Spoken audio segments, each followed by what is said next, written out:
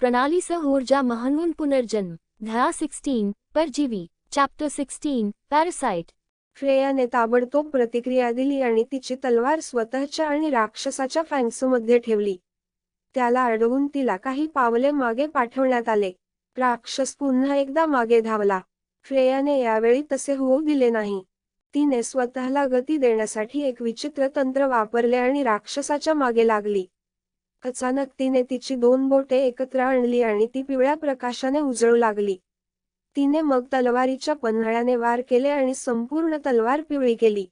त्यानंतर तिने राक्षसाला लक्ष्य केले आणि आपली तलवार पुढे सरकवली। तिच्या तलवारीतून एक प्रचंड पिवळी ऊर्जा निघाली आणि राक्षसाकडे उडाली। तथापि अक्राळविक्राळ प्रतिक्रिया देण्यास त्वरित होता आणि बहुतेक हल्ले टाळण्यात यशस्वी झाला। ऊर्जेचा शेवट बर्फाच्या ढिगाऱ्यावर होऊन त्यांना हवेत उडवत पाठवले। राक्षसाने पुन्हा एकदा अदृश्य होण्याची ही संधी साधली। फ्रेया घाबरली। ती वळू लागली।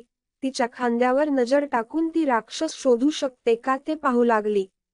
ती पुढे जंगलात गेली आणि अनेक झाडांनी हरणासारख्या राक्षसाला छळण्यास मदत केली। अचानक तिला डोळ्यांच्या कोपऱ्यातून ते हलताना दिसले। ती येत असताना तिने तिची तलवार बरोबर फिरवली आणि तिच्या मानेवरची एक मोठी जखम छातीपर्यंत कापण्यात यशस्वी झाली। तथापि राक्षस थांबला नाही आणि तलवार धरलेल्या हातावर आपले पंजे फिरवले। फ्रेया तिची तलवार तिच्या हातातून निसटून गेली। सध्या पाहणाऱ्या दोन्ही निंगांना धक्काच बसला। नाही, या दराने ती मरणार आहे। ती आधीच खूप जखमी आहे। निंगे थोडा थरथरत्या आवाजात म्हणाला। निंग फक्त शांतच राहिला, पण त्यालाही सध्या तिची खूप काळजी वाटत होती। आम्ही काही करू शकत नाही का?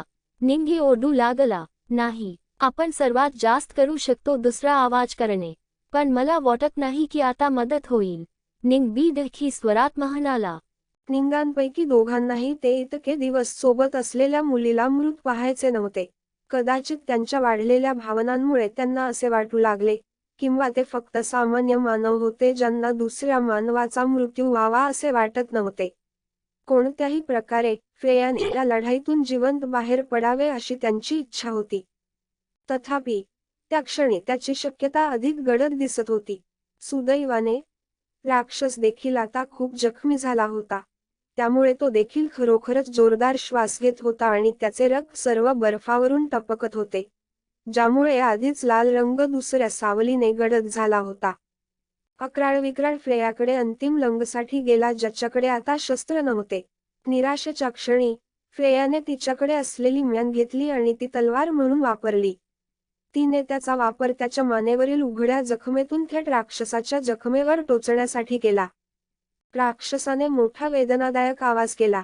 त्याच्या उजव्या फुफ्फुसांना मोठ्या प्रमाणात इजा झाली होती आणि तो कुत्र्यासारखा कुडकुडत होता जो खूप गरम होता। बर्फाच्या कठपुतळ्या देखील इतर राक्षसांबरोबर केल्या होत्या आणि या मार्गाने येत होत्या। दैत्याने आपल्या मर्यादित बुद्धिमत्तेने पाहिले की त्याची संख्या जास्त आहे आणि आता मरणार आहे, म्हणून तो लगेच मागे वळून पळून गेला। दोन्ही निंग छातीला चिकटवून ते पळून गेले। नाही, तू कुठे चालला आहेस हरामखोर? फक्त मर, निंगे ओरडला। देवाचे आभारी आहे की ती सुरक्षित आहे, निंग एक मोठा उसासा टाकत म्हणाला। अक्राळविक्राळ 1 किंवा 2 किलोमीटर दूर पळून गेला आणि शेवटी त्याच्या डोक्यात सर्व रक्त आणि ऑक्सिजन कमी झाल्यामुळे तो थांबला। त्याला हळूहळू तंद्री लागली आणि त्याचे भान हरपले। त्याचे शरीर थंड बर्फात हळूहळू मरून गेले। निंग्सने त्यांच्या सूचना आधीच बंद केल्या होत्या, परंतु तरीही ते सांगू शकत होते की त्यांच्या आजूबाजूच्या गरम रक्ताने त्यांना भरपूर उष्णता ऊर्जा मिळते। मात्र क्षणार्धात थंडी वाढत होती। बूम! उडणारा वाघ सुसाट वेगाने पळत असल्याचे दिसल्याने अचानक त्यांच्यावरून आवाजाचा आवाज आला। पुरुषांचा एक गट जवळ दिसला पण पुढे गेला नाही। एका माणसाचा स्फोट होऊनही त्यांना आणखी एक व्यक्ती गमावल्यासारखे वाटत होते। तो वाघ हल्ला का? ते शेतकरी जिंकले का? निंगे आश्चर्यचकित झाले। बरोबर असावे, तो हल्ला नाही तर का निघून जाईल हे मला दिसत नाही। निंग उत्तर दिले, हे राक्षस इथे हल्ला करायला का आले होते?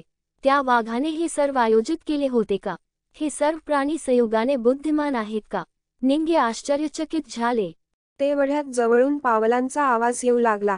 दोन्ही निंग्सने लगेच आवाजाच्या दिशेने पाहिलं आणि लांडग्यांची टोळी दिसली. आणि ते लोभसपणे त्यांच्या समोर मेलेल्या राक्षसाकडे पाहत होते. थांबा, जर त्यांनी राक्षस खाऊन आम्हाला इथे सोडले तर आम्ही कधीही सोडू शकणार नाही, निंगे म्हणाले. अरे नाही, आपण इथे काहीही बॉडी बदलू शकतो का? निंग बी म्हणाले. मला नाही वाटत, इकडे फक्त बर्फच आहे, आपले शरीर बदलण्यासाठी दुसरे काहीही नाही, निंगे म्हणाले. लांडग्यांची तुकडी खरोखर भुकेली दिसली आणि राक्षस खाण्यासाठी पुढे आली. सुरुवातीला ते अक्राळविक्राळ अजिबात हालत आहे की नाही हे पाहण्यासाठी त्यांनी हळूच त्याला धक्का दिला. आतापर्यंत तो खरोखरच मेला आहे हे लक्षात आल्यावर त्यांनी त्यावर कुरघोडी करायला सुरुवात केली.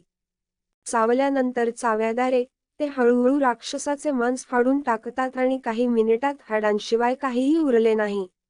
दोन्ही निंग्स आता काय करतील या विचाराने घाबरू लागले की त्यांच्याकडे आता म्यान वाहून नेण्यासाठी कोणीही नाही किंवा मृतदेह बदलण्यासाठी इतर कोणतीही वस्तू नाही.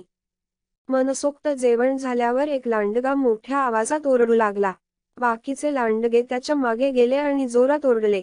दोन्ही निंगांना चक्कर येईल इतका मोठा आवाज होता. पण एवढ्या मोठ्या आवाजात